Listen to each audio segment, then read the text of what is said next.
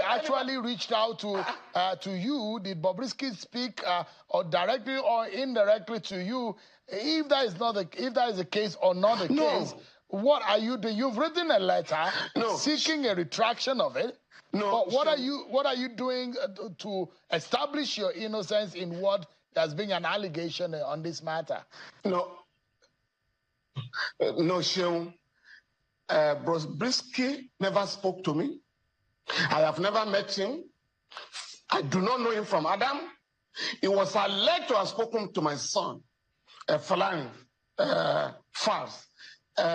yes, my son said this guy was appealing to people for assistance and called my son, I think on May 4 thereabout this year, please, can you give me 3 million naira to be placed in a special part of the prison? We call it the VIP section.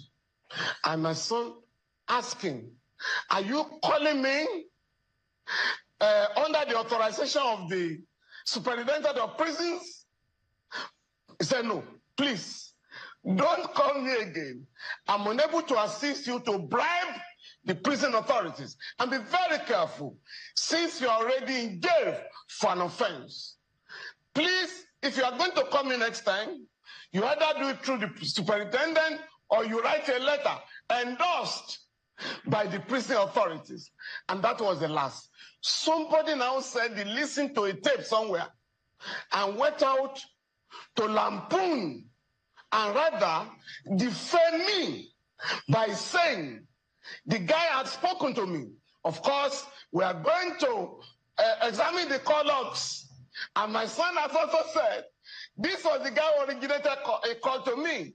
My son has never negotiated fees on behalf of anybody. On the contrary, my 3 children normally refer people who need assistance to me, and not those. In fact, my wife was asking our kids recently, why are you always sending people who are not able to pay our fees? Next time we are going to be charging you. So this is the position. Now what I'm going to do, I have resisted the temptation shown to file a criminal complaint because I'm leading a team of lawyers in West Africa campaigning for decriminalization of freedom of expression. We have succeeded. This campaign is being coordinated by the Media Foundation for West Africa, of which I'm a member of the board. We have succeeded in getting Liberia, Ghana, and Sierra Leone to decriminalize freedom of expression. We are still appealing to other countries in the region to ensure that we respect freedom of expression. But that is not a license for defaming people, for blackmailing people.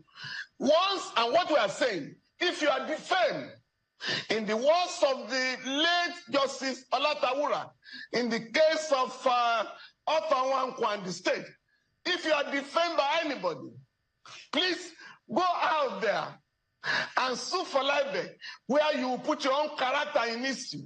In this case, we are not going to file a criminal complaint. We will not be pushed to do that.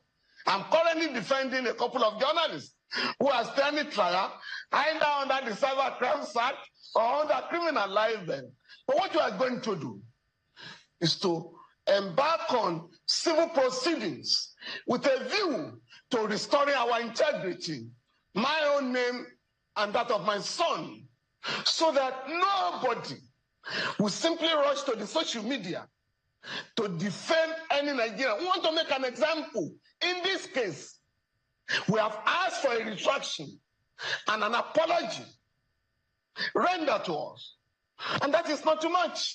And if we don't have a retraction, an apology acceptable to us, accepted by us, we are certainly going to initiate civil proceedings in the High Court. Yeah, Mr. Falana, because this is actually not, I mean, I'm saying for the sake of the public who have not seen or heard from you in this matter, who have the benefit of hearing your own side of the story, and that's why I brought it up. But I know how painful this could be, especially if you have built a reputation over the years. Now, the question here, the question